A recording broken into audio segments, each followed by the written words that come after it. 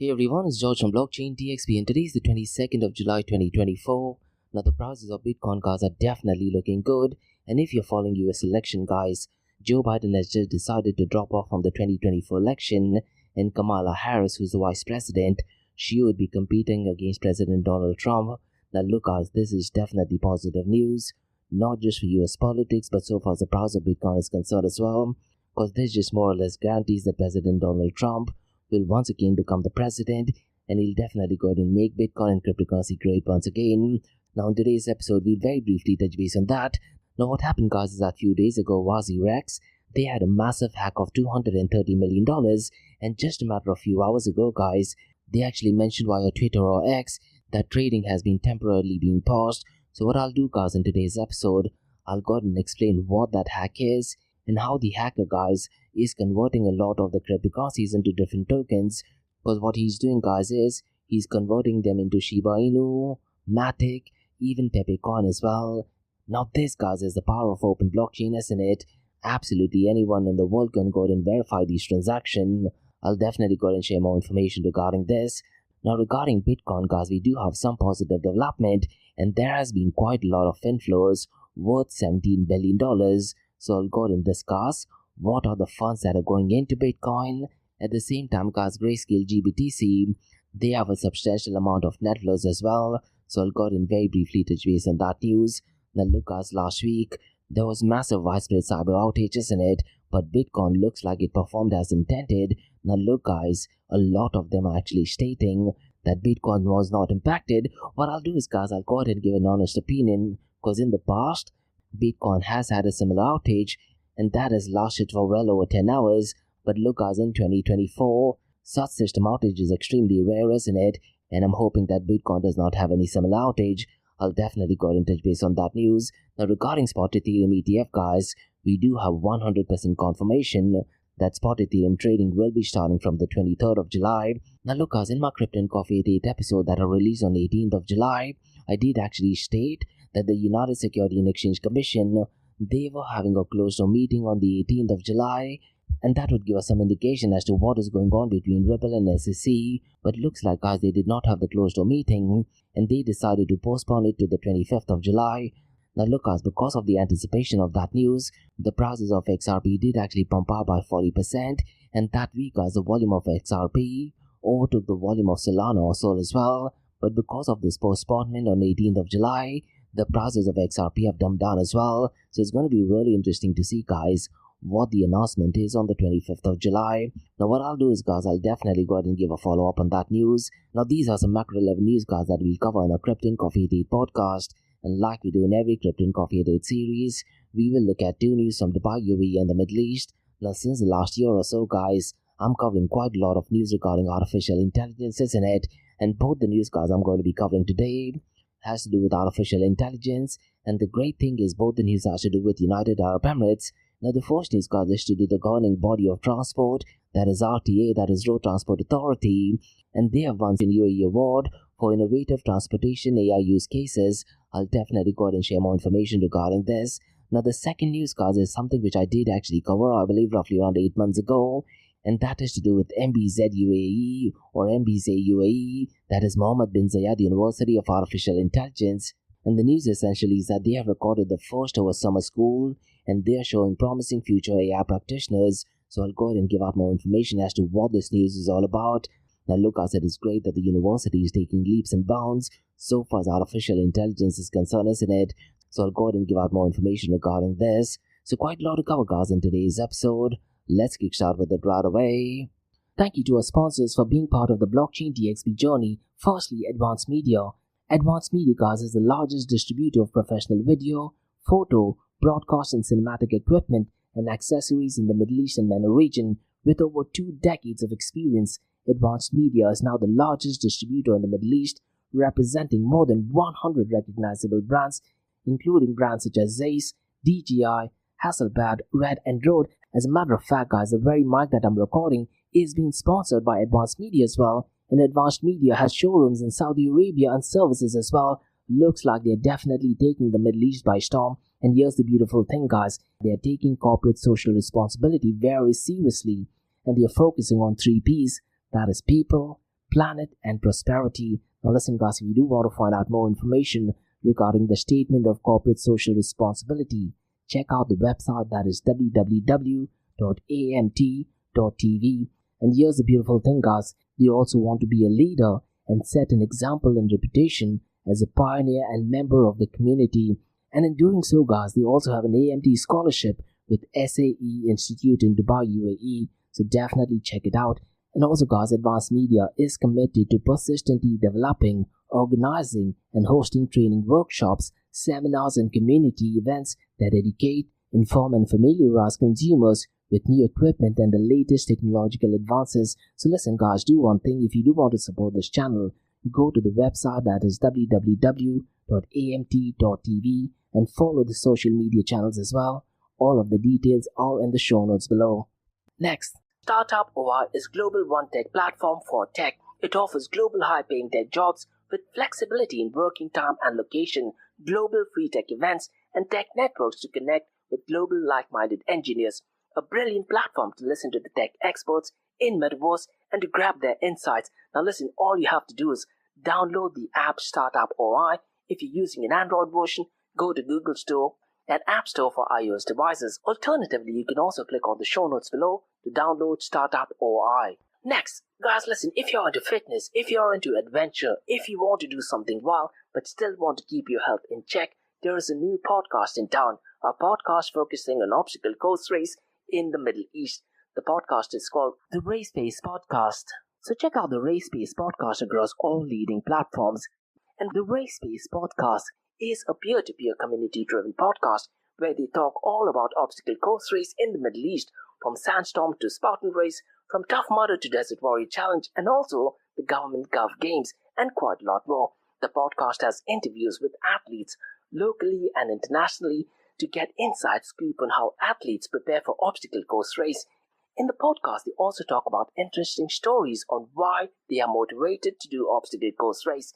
And that's not all. They also plan to release 7 NFTs. And these NFTs are no ordinary. These NFTs will represent every emirate in the UAE. And listen guys, these NFTs are going to be absolutely massive. So do one thing, go to Spotify, go to iTunes, go to any leading podcasting platform and search for Rise in the Obstacle Course Race podcast. And finally guys, not your keys, not your crypto. If you have dabbled with cryptocurrencies and now are seriously getting to protect your cryptocurrencies, there is no better way to protect it by using a hardware wallet. And this is where Ledger Wallet kicks in. And Ledger Wallets are hardware cryptocurrency wallets made by Ledger, a company headquartered in Paris, France. And Ledger's hardware wallets are multi-currency wallets that are used to store private keys for cryptocurrencies offline. And Ledger offers 2 hardware wallets, the Ledger Nano and Ledger Nano X wallets. They are world-class experts with extensive crypto security backgrounds. They continuously look for vulnerabilities in Ledger products in a constant effort to improve the level of security. Now, in today's world, securing these digital assets is a critical challenge, and this is where Ledger kicks in. So click the link below to buy your hardware wallet and support this podcast. It is a brilliant way to support this podcast. So what are you waiting for? The link is in the show notes below. Now guys, since you've taken care of that, let's kickstart by looking at the global cryptocurrency market. Now look, guys, the global cryptocurrency market is definitely pumped up ever since the German government had decided to dump a lot of the Bitcoin, isn't it? Right now, guys, the total global cryptocurrency market is at $2.45 trillion. Now, since the last 24 hours, it is up by 0.75%. Now, if you look at the total cryptocurrency market volume, guys, it is at $50.85 billion. Now, it's going to be really interesting to see, guys, how the Bitcoin and cryptocurrency market reacts, because just a few hours ago, Joe Biden has decided to go and draw from US elections. Now look, guys, whether we like it or not, politics and politicians definitely have a very strong say so far as the trajectory and direction of Bitcoin and cryptocurrency is concerned, isn't it? Now Kamala Harris has been nominated to go and compete with President Donald Trump. Now look, guys, so far as cryptocurrency and Bitcoin is concerned, she's definitely not a massive advocate. But lately, President Trump has definitely become a massive advocate of Bitcoin and cryptocurrency, isn't it? And in one of the rallies, guys, he did actually state that he does want a lot of cryptocurrency innovation to actually take place in the United States of America. Now, keeping that thing in mind, guys, I'm pretty much sure in the next coming days and weeks, the prices will definitely be pumping up. Now, look, guys, while LinkedIn, I'm noticing there are quite a lot of rumors that President Donald Trump will be buying 210,000 Bitcoin and he'll go ahead and put it on a balance sheet. I definitely am not buying it, because if that would have been the case, he would have openly said that. Now, President Donald Trump is going to be speaking on a Bitcoin-only event on the 26th and 27th of July. So what I'd really recommend you to do is, guys, wait till that date, and let's say if he does decide to go ahead and buy a lot of Bitcoin and put it as reserves, it would only mean one thing, that other countries will be doing something similar. Now look, as if he's really smart, he could actually state that once he goes and becomes a president, he will eventually go ahead and do that. Now really, I'm not sure if that will resonate with a lot of people who do not know what Bitcoin and cryptocurrencies are, but are still fans of President Donald Trump. So only time will tell if this is legitimate news or fake news at this point of time, guys. I definitely cannot confirm anything regarding this news. I'm definitely edging it to be fake news, at least at this point of time. Now let me do one thing, guys. Let me quickly run through the volume of DeFi and decentralized exchanges, followed by stable coins and quite a lot of other. Now if we look at the volume on DeFi, guys, it is at $3.48 billion, and since the last 24 hours it is down by 6.85%. If you look at the total value locked, guys, it is at $101.81 billion. Now look, guys, what is going to happen tomorrow, that is on the 23rd of July. Spot Ethereum trading will be kicking off, and because of that, I wouldn't be surprised if the total value locked pumps up probably to $110 or $120 billion. But here's the thing, guys, immediately after a few days, I definitely anticipate the total value locked to drop drastically. Cause look, guys, if I'm an investor, why would I want to go ahead and buy a spot Ethereum ETF? I would rather go ahead and buy the actual Ethereum, isn't it? Cause that way, guys, I can go ahead and put it up for staking and thereby own more Ethereum. That is precisely the way our investors would be thinking, isn't it? So let me know, guys, what are your thoughts regarding this. So I would really urge you to keep a track on what is going on so far as the total value locked is concerned, at least for the next 3 to 5 days. Now so far as TVL is concerned, guys, Lido is still dominating with $34.36 billion, and decentralized to centralized exchange dominance is at 19.89%. Now look, so far as these metrics are concerned, today it is accounting for 6.85% of the total crypto market 24-hour volume. Now let me quickly run through the volume of decentralized exchanges, guys. Now for a weekend, guys, this number is definitely looking good, and the volume of Uniswap is at $2.6 billion. Radium is at number 2nd. Its volume has been over $1 billion for the past few days, isn't it? Today it is at $1.02 billion. PancakeSwap, guys, is at number 3rd, and its volume is well below $500 million mark at $563.03 million. Orca, guys, is at number 4th. It is at $346.23 million, and Meteora, guys, is at number 5th. Its volume is $188.78 million. Now, if we look at the volume of stable coins, it is at $45.07 billion. And as of today, 22nd of July, stablecoins is accounting for 88.64% of the total crypto market 24-hour volume, and Tether USDT, guys, is still leading the pack with $38.71 billion, followed by Circle USDC at $3.71 billion, and FDUSD, guys, its volume is $2.49 billion. Now let me quickly run through the market cap, 24-hour trading volume and dominance between Bitcoin and Ethereum. Now Bitcoin's market cap, guys, is at $1.31 trillion. Now so far as Ethereum's market cap is concerned, it is at $415 billion. But look, guys, once the spot Ethereum trading kicks off, I'm pretty much sure the market cap will definitely be pumping up, isn't it? Who's to say it might even cross a $450 billion mark? But look, guys, this is definitely not financial advice. Please make sure you go out and do your own research, because whenever it comes to prices and whenever it comes to making any predictions, all of my predictions are 100% right, 50% of the time, isn't it? Now, so far the 24-hour volume is concerned, guys, for a Monday in UAE, which is still technically Sunday in most of the Western countries, it is definitely good, and Bitcoin's 24-hour trading volume is $21.56 billion, whereas Ethereum's 24-hour trading volume is $10.05 billion. Now, the dominance of Bitcoin, guys, is definitely pumped up, and today it is at 54.22%, and this is because of spot Ethereum, isn't it? Because last week, guys, a lot of inflows are actually going into Bitcoin, and later on I'll go ahead and discuss almost $17 billion of inflows has been seen in Bitcoin, and this is only because of spot Bitcoin ETF, isn't it? Will the same thing happen for Ethereum as well? I really am not sure, guys, because they're staking as a service that is not allowed to investors, isn't it? So let's see what the outcome to this is. But Ethereum's dominance is at 17.20%. Now this week, guys, what I'm going to be doing is I'm going to go ahead and read out the top 5 decentralized apps across different blockchain protocol. Now today, guys, what I want to do is I want to run through the top 5 dApps across all blockchains, be it let's say Ethereum, Solana, Avalanche, Neo, everything. And tomorrow guys, what I'll try to do is I'll try to look at decentralized apps that are working only on Ethereum, the following day let's say Binance, and the following day let's say maybe Solana. Now I do have one question to ask guys. When you look at decentralized apps, what is the metric that you guys tend to look at? Because there are two ways to analyze this data guys. The first one is to purely look at it in terms of dollar value. The second one guys, which I want to do today, is to look at it in terms of activity. Because look guys, if you look at it via dollar value, it is decentralized exchanges that is leading the pack.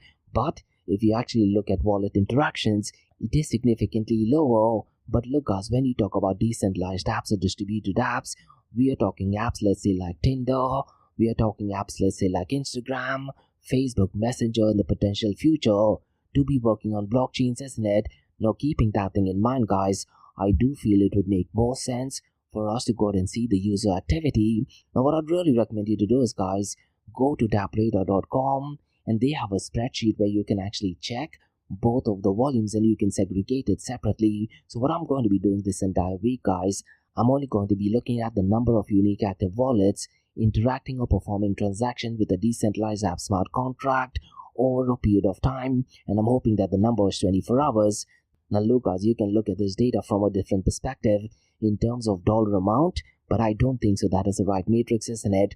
Now the number one decentralized app that is working across all blockchain guys is something called as Revox, and the number of unique active wallets interacting or performing transaction with decentralized app smart contract for Revox is 1.66 million. Truth be told guys, I absolutely have no idea what this dApp is. The second one is Hot Game and the wallet interaction is 1.48 million. The third one guys is Particle Network and it is at 1.22 million interactions. The fourth one is Kai Cheng and the wallet interaction is 997,000. The fifth one guys is Soldash Vacuum and the wallet interaction is 759,000. Now look guys, I do feel that this is an ideal metric one should be looking at, because it does give you some indication as to how many people are actually using the decentralized app, isn't it? But sadly guys, I don't know what these dApps are. Me personally guys, I don't use any of them. If you're someone who's using any of these dApps, drop me a message. I definitely want to know more information regarding this. Now look guys, these numbers are definitely great, but I'm sure it can definitely be much better, isn't it? So when you talk about number of unique active wallets interacting or performing a transaction with a smart contract, it just means there are so many unique wallets and they are having constant interaction, isn't it? Now 1.66 million is definitely great, but I'm pretty much sure it can be much better than this. So just to give you an example guys, let's say Revox was Instagram, it would mean that since the last 24 hours, there has been 1.66 million transactions taking place. This could let's say be either liking an app, it could be let's say uploading an app, or let's say making any comments. Now these three things guys will be 3 transactions, isn't it? So these 3 activities guys will be an interaction with the wallet, isn't it? So let me know guys if this number should be at least 10 times of what it is, or maybe 100 times of what it is right now. But these are metrics we should be looking at rather than the dollar value, isn't it? Because if you look at the dollar value guys, most of the time it is decentralized exchanges. It would be let's say Uniswap, it could be PancakeSwap. That is definitely great. But when you talk about decentralized application guys, we are talking about apps that we tend to use on a day-to-day basis, isn't it? Let's say a LinkedIn app, or Tinder app, or let's say an Instagram or Facebook app to be working on a blockchain application. That is what my honest opinion is regarding this. Now tomorrow guys, what I'll try to do is I'll try to look at the top 5 decentralized apps that are working only on Ethereum. Now some of the top 5 blockchain guys, the numbers are really scary. So what I really recommend you to do is guys, go to dapradar.com and check it yourself as well. Now based on these numbers guys, I wouldn't be surprised that mainstream adoption might just take a couple of decades where people are actually interacting only in the decentralized or distributed blockchain world. Let me know guys if you agree to my assessment or if you do have anything else to share. Now guys, since the last few months what I'm doing is every Thursdays with a good friend of mine, that is Marcus Shintita.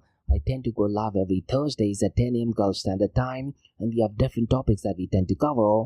Now what we're planning to do guys, on the 25th of July at 10 AM Gulf Standard Time, we'll go and look at some of the basics of open blockchain. So we'll touch base on double spending. We'll try to go ahead and explain what double spending is, because when you talk about central bank digital currency guys, you can easily go ahead and double spend, isn't it?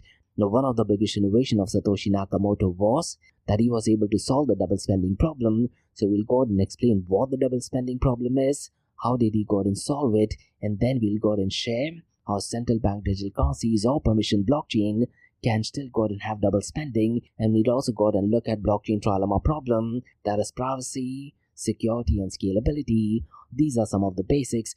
Along with that, guys, we'll also go ahead and touch base on some of the pillars of open blockchain. So we'll talk about open source, we'll talk about permissionless, censorship resistant, borderless, and neutral. These are things, guys, that everyone in the cryptocurrency and blockchain space should be aware about.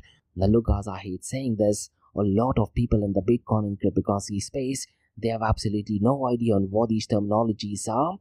So what we'll do is, guys, for the first 20 minutes or so, we'll go ahead and touch base on the pillars of open blockchain. And after that, guys, what we'll do is we'll go ahead and have a recap of everything that has happened in the cryptocurrency, blockchain, and artificial intelligence world. Now look, guys, if you do want to be a speaker, just drop us an email to info@blockchaindxb.com or just mention them in the comments below and we can definitely take it from there on. Now, guys, let's look at the king of all kings, that is Bitcoin. Now the prices of Bitcoin, guys, is definitely pumped up. It is at $66,007. Now, since the last 24 hours, it is marginally down by 0.55%, but I'm hoping by the time you're listening to the episode, the prices of Bitcoin will be on an uptrend. Now, since the last 7 days, guys, thanks to the German government not dumping any more Bitcoin, it is up by 11.62%. Ethereum is at $3,470. Since the last 24 hours, it is down by 1.67%, and since the last 7 days, it is up by 8.84%. Binance BNB Coin, guys, is below the $600 mark. It is at $593, and since the last 24 hours, it is down by 0.70%, and since the last 7 days, it is up by 10.53%.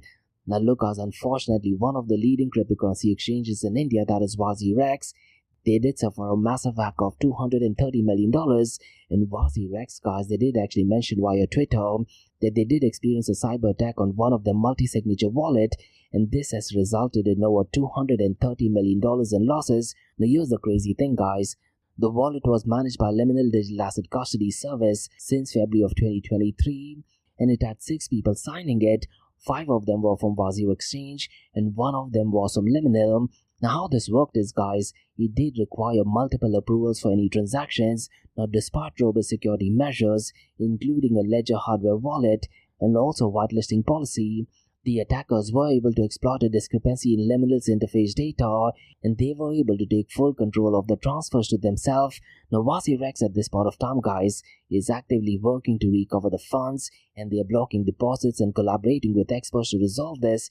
And via Twitter or X, guys, they have promised to provide further updates and thank the community for the support during the challenging time. Now look, guys, unfortunately, the attackers, they have tried to create a fake Twitter attack, and they were spamming people with a fake Twitter ID as well. Now if you actually go to the Twitter account, guys, after every announcement, they actually mentioning a post stating that this is the last post by them. Now this is absolutely sad and scary, guys, isn't it? Considering the fact that the wallet is a multi-signature wallet and there are 5 people authorizing these transactions.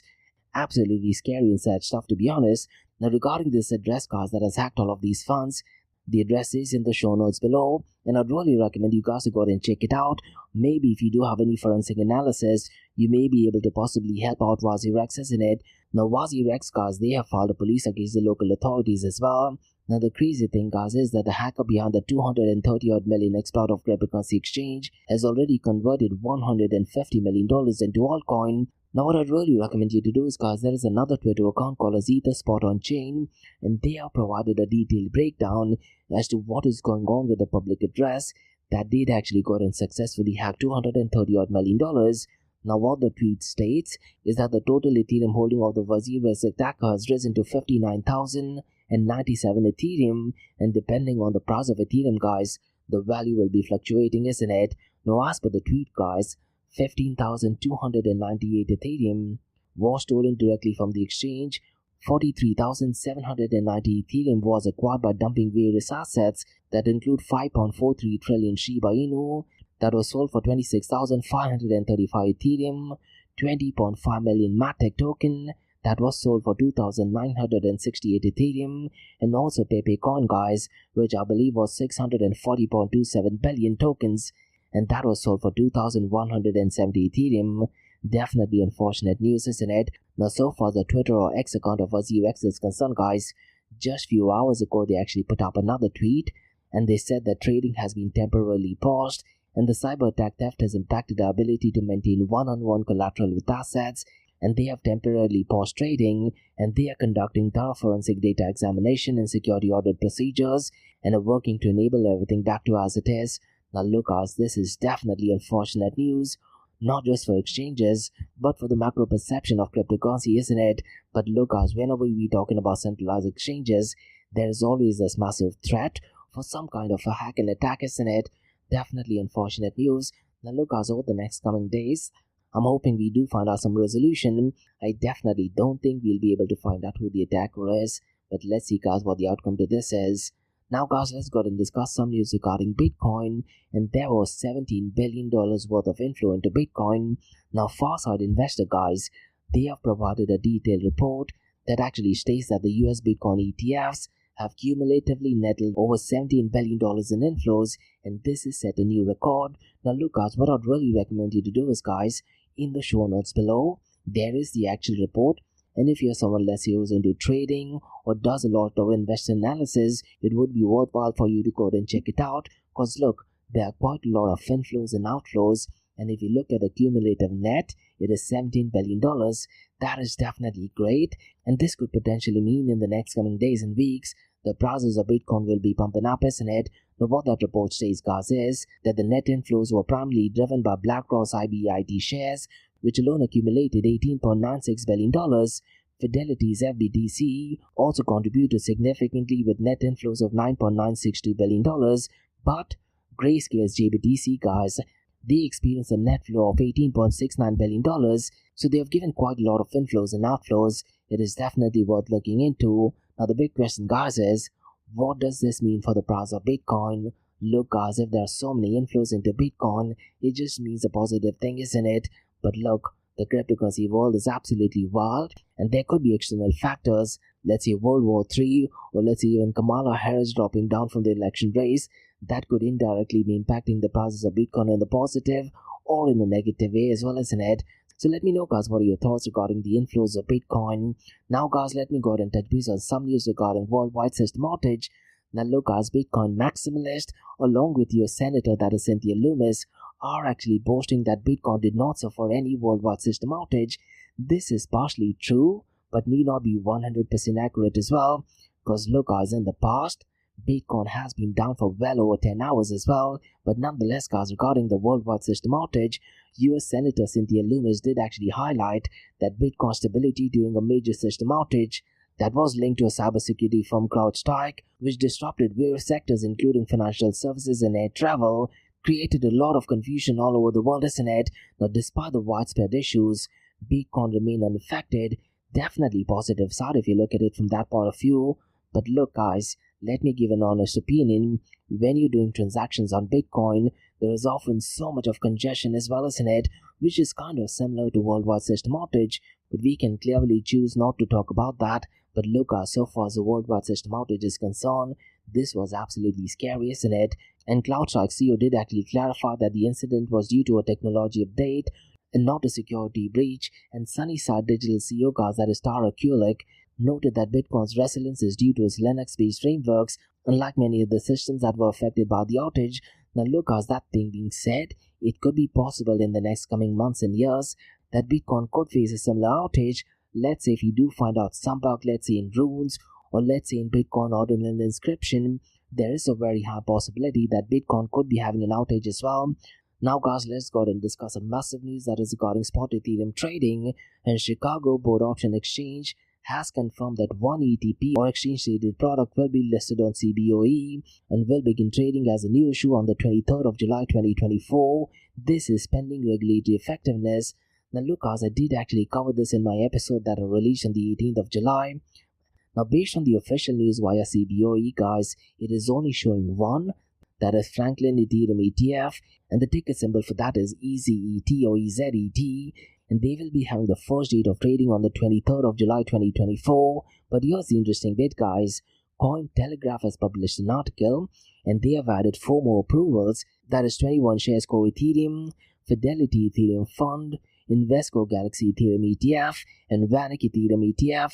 Now look guys, there is a very high possibility that CBOE and the SEC might have informed Cointelegraph that these approvals have already done and the trading will kick off on the 23rd of July.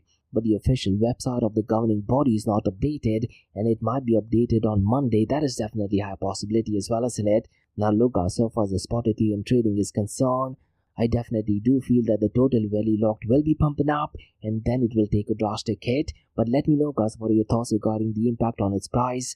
Mention them in the comments below.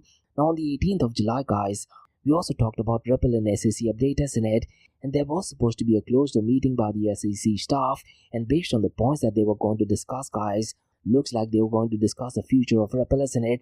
But unfortunately guys, the meeting did not happen, but they went ahead and postponed the meeting to the 25th of July. Now if you go to the US Securities and Exchange Commission website guys, they do not give a reason as to why they unexpectedly cancelled the closed-door meeting that was scheduled on the 18th of July. They did not give out any reason, but they did mention that the next meeting will take place on the 25th of July. Now the subject of the closed meeting guys that are scheduled to take place on the 18th of July, we're going to have the following discussion. They were going to go ahead and discuss institution and settlement of injunctive actions, institution and settlement of administrative proceedings, resolution of litigation claims, and other matters relating to examinations and enforcement proceedings. Ripple is definitely falling into these areas, isn't it? So let's see guys if we do get some update by the SEC on the 25th of July. And will Ripple pay a hefty fine of roughly around $10 million, or will they end up paying $100 million? Now look guys, the outcome of this meeting will definitely have a massive impact not just on Ripple, but on other cryptocurrency protocols and projects as well as in it. So let's see guys what the outcome to that is. So these were the news guys from cryptocurrency and blockchain world. Now let's look at two news from Dubai, UAE and the Middle East. Now the first news guys is regarding RTA, that is Road Transport Authority in UAE, and they have won Service as a Solution UAE award for their innovative transportation AI use case. So let me go ahead and give out more information regarding this guys, because the award recognizes RTA's AI application and traffic management solution. Now the Road Transport Authority guys, they have developed numerous AI-based solutions through private sector partnership, and they have signed memoranda of understanding with leading global companies as well. An early investment in big data and AI solution has definitely contributed to Road Transport Authority's award winners in it. Now RTA guys is one of the largest big data platform for data collection and analysis, and RTA's dashboard enable management to make data-driven decisions, and the corporate AI platform that is developed by RTA also processes data and trains AI algorithms as well. Now the platform includes tools for monitoring AI performance and governing decisions. The Road Transport Authority's AI efforts definitely aligns with Dubai's strategy to become the smartest city in the world, isn't it? And the Road Transport Authority's initiative guys aim to enhance residents' well-being and promote sustainability, and AI application also focus on improving service efficiency as well. And the smart services data and the corporate technology support services sector represented the RTA, and RTA guys collaborated with SAS to train Emiratis on AI application and solutions, and this collaboration included brainstorming, workshops and benchmarking as well, and they monitor the use and implementation of AI technologies. And SAS guys, they are a leader in business data analytics, and they are a prominent company in business analytics software and services. So definitely positive news, isn't it? Now look guys, so far as United Arab Emirates is concerned, it is great to see that the governing bodies are implementing newer technologies, isn't it? I've mentioned this thing in the past as well guys, that the Dubai police, they have gone ahead and launched 2 batch of NFTs as well. So definitely positive news.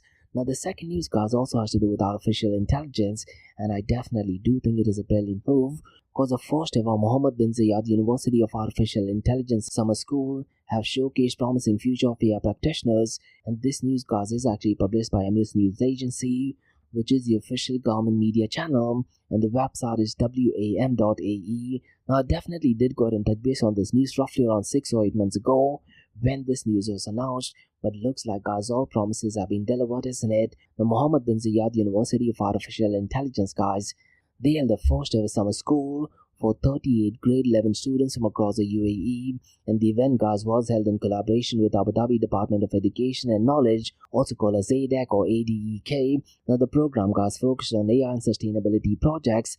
Now the students guys pitched the idea to a professional panel on AI's role in addressing United Nations Sustainability Development Goals. Now the 5-day program guys was oversubscribed, with more than 230 applications, but only selected participants came from 23 different schools across the UAE, and the program guys provided insights into AI application in film, music production, app development, generative AI, and responsible AI use as well. Now, so far this workshop is concerned, it was led by Mohammed bin Zayed University of Artificial Intelligence faculty, alumni, students and staff as well, and the summer school cohort guys included 24 females and 14 males, and the participants included 3 nationalities including 36 Emiratis, and all students expressed interest in pursuing undergraduate degree in computer science, and Dr. Ahmad Sultan Al-Shuaibi from ADAC highlighted AI's potential to enhance education and critical thinking, and the project team guys addressed food security, sustainable agriculture, marine life protection, minority group support, and mobility for safer roads. Now, the winning team were Greenflow, Ecoates, and Guardians of the Forest. Now, Greenflow guys proposed a data-driven farming and portable smart greenhouse system, and so far as Ecoates is concerned, looks like they were focused on AI-powered food distribution and waste reduction, and Guardians of the Forest guys, they aimed at AI-powered deforestation and biodiversity protection. So definitely brilliant use case from all 3 different sectors. Definitely positive news. Now look guys, what I'd really recommend you to do is check out Mohammed bin Zayed University of Artificial Intelligence. It is definitely filled with quite a lot of useful information.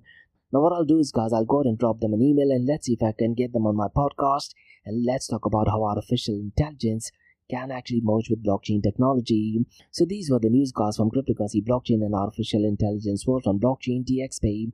In case if you like listening to this podcast, please click on the follow button, give it a 5-star rating, and share the word across. Now for the next few minutes, it's going to be an Ask Me Anything series where your listeners can ask any questions regarding Bitcoin, blockchain, beyond blockchain, cryptocurrencies, NFTs, DeFi, and Metaverse. So let's kick start with the Ask Me Anything series.